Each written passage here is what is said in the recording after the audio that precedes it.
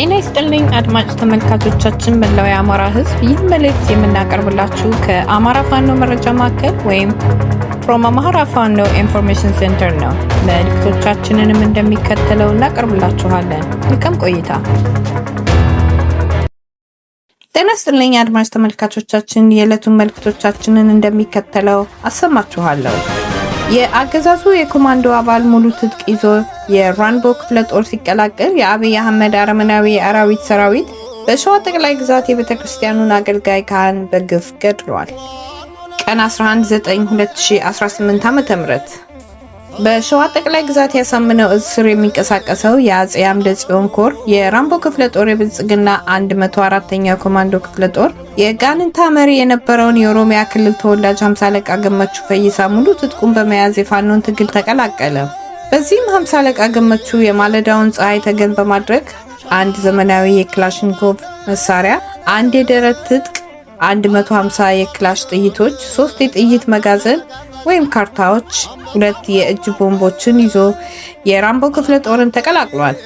የክፍለ ጦሩ አመራሮች ለውስጥ አርበኛው 50 አለቃ ገመቹ ፈይሳ ደማቅ ተገቢውን አቀባበል አድርገውለታል። በሌላ ዜና ብልጽግና መራሹ ስርዓት አማራን የማጥፋት ዘመቻውን ዛሬም በንጹሃን ላይ አሰቃቂ ግድያ ፈጽመዋል። ሆኖም በአካባቢው የሚገኘው የብልጽግና የጦር አባላት እየከዱ ፋኖን መቀላቀላቸውን ተከትሎ የመከላከያ 112ኛ አየር ወለድ ኮማንዶ ሻለቃ በንጹሃን ዜጎች ላይ የበቀል እርምጃ እየወሰደ ይገኛል። ግንቦት 10 ቀን 2018 ዓ.ም በሀገረ ማርያም ከሰም ወረዳ 2 የአገዛዙ አመራሮች ክደውት ፋኖን መቀላቀላቸውን ተከትሎ የሰራዊቱ አባላት መረጋጋት በማጣታቸው በአካባቢው የሚገኙ አማራዎች ላይ ያነጣጠረ ጥቃት ፈጽመዋል። ከወረዳው መዲና ሾላ ገበያ 3 ኪሎ ሜትር ርቀት በሚገኘው መሲውስ በተባለ ጎጥ እጅግ የተከበሩትን የሃይማኖት አባት ቄስ አለማየሁ ሸንቁጤን የዚህ ጥቃት ሰለባ ሆነዋል። ንጋት 11 ሰዓት ተኩል ላይ ለአገልግሎት ወደ ቤተክርስቲያን በመጓዝ ላይ ሳሉ በቤተክርስቲያኑ ደጃፍ ላይ በአየር ወለድ ኮማንዶ ሰራዊት አባላት አማካኝነት በጩቤ በመወጋትና በጫማ በመረጋገጥ አሰቃቂ በሆነ መልኩ ተገድለዋል። አገዛዙ ሽንፈቱን ለመሸፈን በንጹሃን አባቶች ላይ የሚፈጽመው ግፍ ትግሉን አጠናክሮ ለመቀጠል ቁርጠኝነትን የሚጨምር ነው። ክብር ለትግሉ ሰማዕታት፣ ህልውናችን በተባበረ ክንዳችን። የአፋባን ሸዋ ጠቅላይ ግዛት አሳምነው እዝ ህዝብ ግንኙነት መምሪያ። በመቀጠልም አፋብን ሸዋ ጠቅላይ ግዛት አሳምነው እዝ መሐመድ ቢሆነኝ ኮራ እቴጌ ጣይቱ ክፍለ ጦር በአንኮበር አጼ አምደ ጽዮን ኮራ ራምቦ ክፍለ ጦር በሳሲ ድል ሲቀናጁ ከሸዋሮቢት ከተማ 103ኛ ኮማንድ ክፍለ ጦር መከላከያ ፋኖን ተቀላቅሏል። ግንቦት 11 2018 ዓ.ም በአማራ ህዝብ ላይ ዘር ተኮር ጭፍጨፋ እያካሄደ የሚገኘው የብልጽግና ወንጀል አራማጅ በተለመደው ሂደት ህዝባችንን የመከራ ህይወት እንዲኮነጭ መሪ መደላድል በመሆን ያለ አግባብ እየሞተ ያለውን ያለ ዕዳው ገቢ መከላከያ ሰራዊት ከደብረ ብርሃን 4 ፓትሮል ሰራዊት በሸዋ ጠቅላይ ግዛት ቡልጋ አውራጃ አንኮበር ወረዳ ወደ ደርፎ ቀበሌ በሚጓዝበት ሰዓት አፋብን ሸዋ ጠቅላይ ግዛት አሳምነው እዝ መሐመድ ቢሆነኝ ኮር እቴጌ ጣይቱ ክፍለ ጦር ቃኞችና የሻለቃ አንድ ፋኖች አይደብስ በተባለ ቦታ ላይ ደፈጣ በመጣል መብረቃዊ ጥቃት ፈጽመውበታል።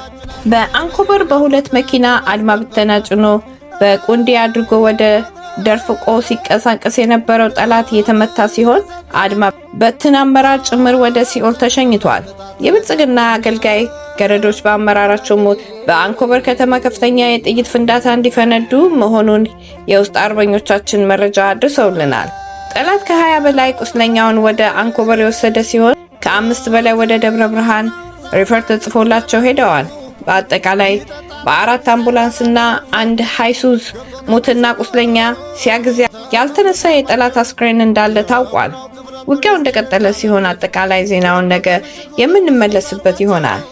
ይህ እንዲህ እንዳለ የአገዛዙ 104ኛ ኮማንዶ ክፍለ ጦር መነሻውን ከሞጃና ወደራ ወረዳ ሰላ ድንጋይ ከተማ በማድረግ ወደ ሳሲትና አካባቢ ለማቅናትና ያደረገው ከንቱ ቅዠት በአፋብን ሸዋ ጠቅላይ ግዛት አሳምነው እዝ አጼ አምደ ጽዮን ኮር አህዶች በሚገባ ተመቶ ተመልሷል። ኮማንዶ ጋንት መሪ በጠዋቱ ፋኖ መቀላቀሉን ተከትሎ የተደናገጠው አገዛዙ በመንገድ መሪው ሚኒሻ አማካኝነት ወደ ጀግኖቹ መንደር ከቀኑ 6 ሰዓት ላይ ያመራ ሲሆን ልዩ ቦታው ፈላገነት በተባለ ቦታ በጀግናው ፋኖ የቅርጅት ውጊያ በሚገባ ተመክቶ ወደ መጣበት ሲመለስ በእውር ድንብር የዘፈቀደ የሞርተር ቅንቡላ ወደ ማህበረሰቡ ሲያስወነጭፍ ውሏል።